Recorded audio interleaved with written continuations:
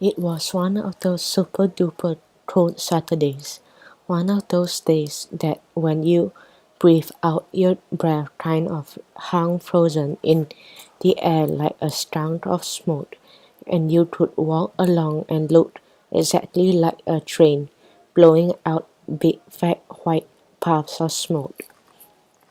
It was so cold that if you were stupid enough to go outside, your eyes would automatically blink 1,000 times all by themselves, probably so the juice inside of them wouldn't freeze up. It was so cold that if you spit, the slope would be an ice cube before it hit the ground. It was about a zillion degrees below zero. It was even cold inside our house.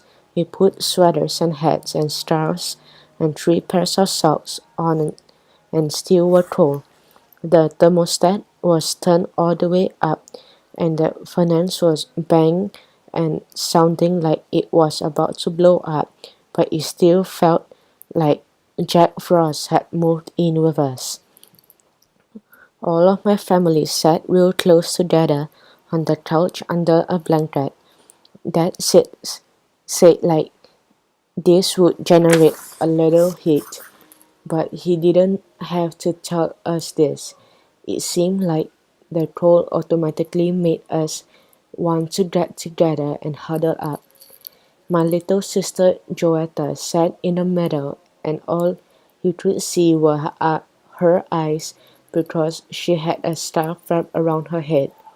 I was next to her, and on the outside was my mother. Mama was the only one who wasn't born in Flint, so the cold was coldest to her. All you could see were her eyes too, and they were shooting bad looks at Dad. She always blamed him for bringing her all the way from Alabama to Michigan, a state she could call a giant icebox. Dad was bundled up to the other side of Joey, trying to look at anything but Mama. Next to Dad, sitting with a little space between them, was my older brother Byron. Byron had just turned 13, so he was officially a teenage juvenile delinquent and didn't think it was cool to touch anybody or let anyone touch him, even if it meant he froze to death. Byron had tucked the blanket between him and Dad down into the cushion of the couch to make sure he couldn't be touched.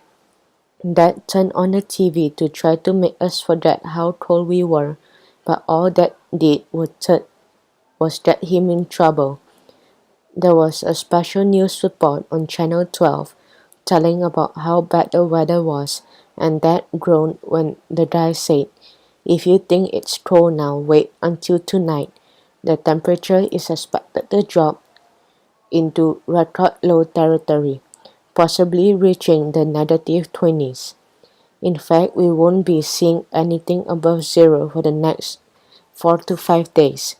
He was smiling when he said this, but none of the Watson family thought it was funny.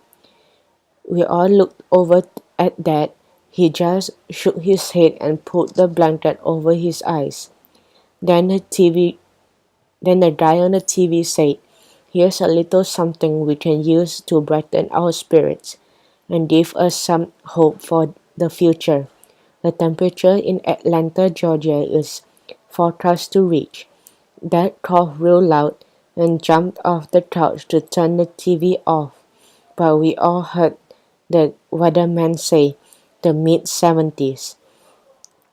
The guy might as well have tied Dad to a tree and said, "Ready, aim, fire." "Atlanta," Mama said. "That's 150 miles from home."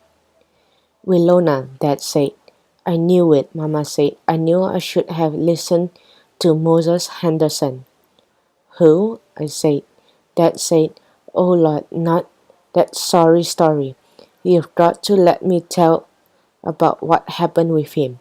Mama said, "There's not a whole lot to tell, just a story about a young girl who made a bad choice. But if you do tell it, make sure you tell you get all the facts right. We all huddled as close as we could get because we knew Dad was going to try to make us forget about being told by cutting up. Me and Joey started smiling right away, and Byron tried to look cool and bored. Kids, Dad said, I almost wasn't your father. You guys came real close to having a clown for a daddy named Hambo Henderson. Daniel Watson, you stop right there. You are the one who started that Hambo nonsense. Before you started that, everyone called him this Christian name, Moses, and he was a respectable boy too. He wasn't a clown at all, but the name stuck, didn't it? Hambo Henderson. Me and your granddaddy told him that because the boy had a head shaped like a ham bone, had more knots and bumps on his head than a dinosaur.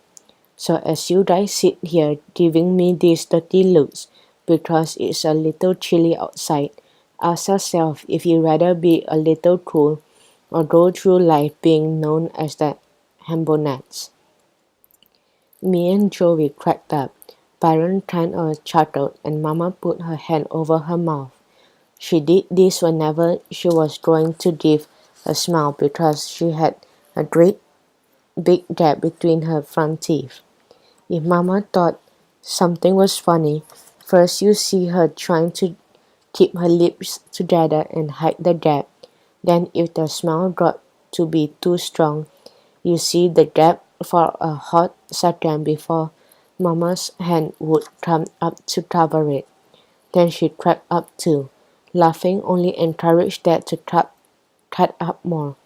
So when he saw the whole family thinking he was funny, he really started putting on a show. He stood in front of the TV. Yep, Hambo Anderson proposed to your mother around the same time I did. For 32. Took your mama a pack of lies about me, and when she didn't believe them, he told her a pack of lies about Flint. Dad started talking Southern style, imitating this Hambone guy. Willona, I heard tell about the weather up that far north in Flint. Mitch again. Heard it's colder than inside a icebox. Seen a movie about it. Think it was made in Flint. Movie called Nanook of the North. Yeah, do believe for sure it was made in Flint. Flint, Michigan. Folks there live in these things called igloos. According to what I've seen in their movies, most of folks in Flint is Chinese. Don't believe I've seen a man, one colored person in the whole dang city. You in Pamadol don't believe you'd be too happy living in no igloo.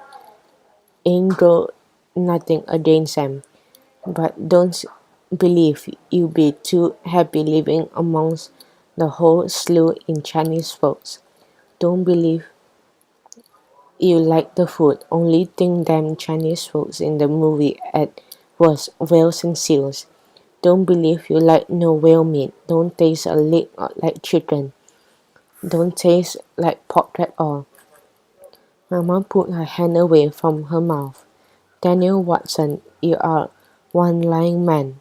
Only thing you said that was true was that being in Flint is like living in a igloo.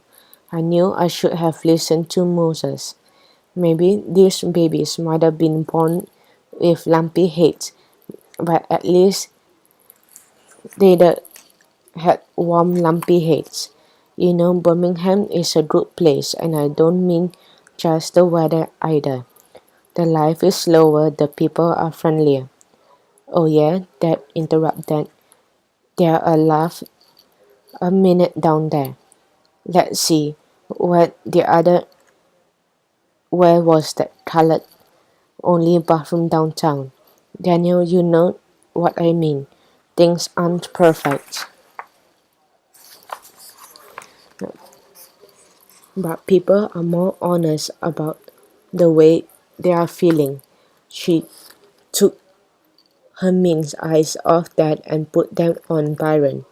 And folks that do not know, they do know how to respect their parents.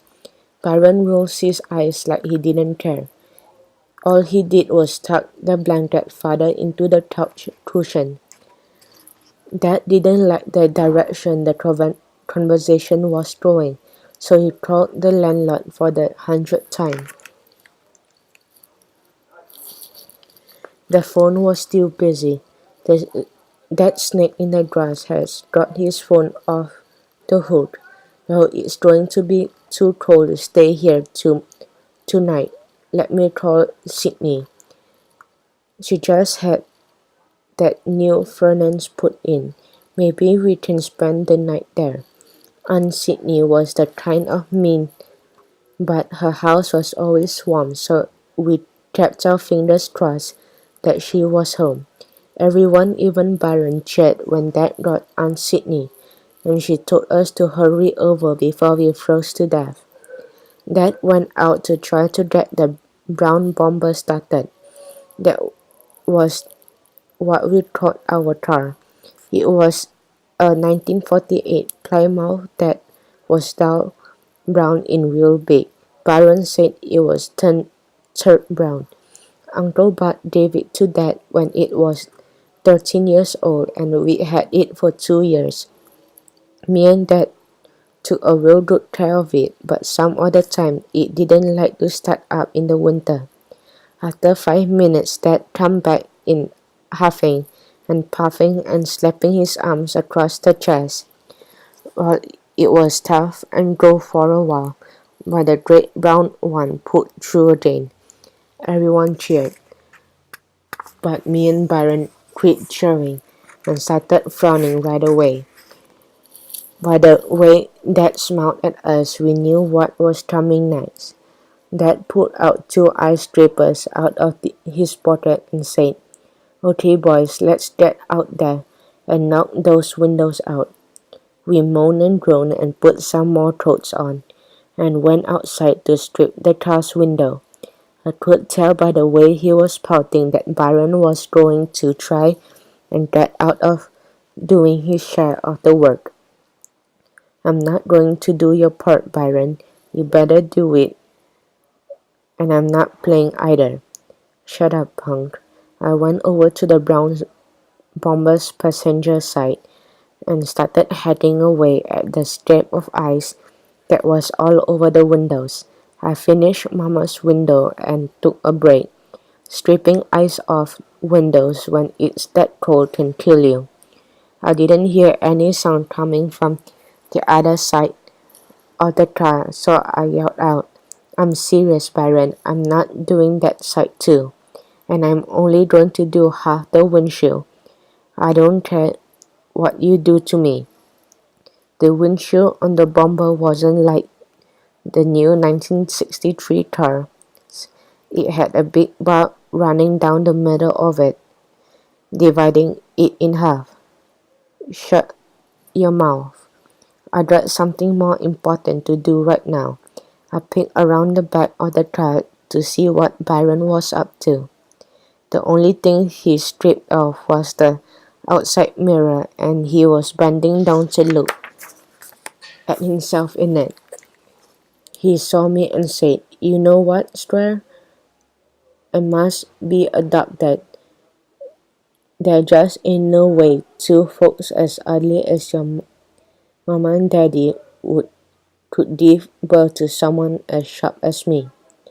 He was running his hands over his head like he was brushing his hair. I said, "Forget you," and went back over to the other side of the car to finish the back window. I had half of the ice off when I had to stop again and catch my breath. I heard Byron mumble my name. I said, "You think I'm stupid? It's not going to work this time."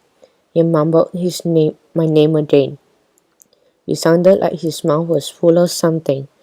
I knew this was a trick. I knew this was going to be How to Survive a Blizzard Part 2.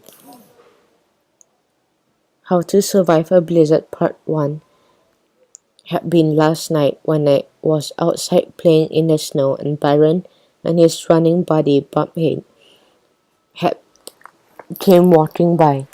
Bobhead has obviously been a juvenile delinquent even longer than Byron.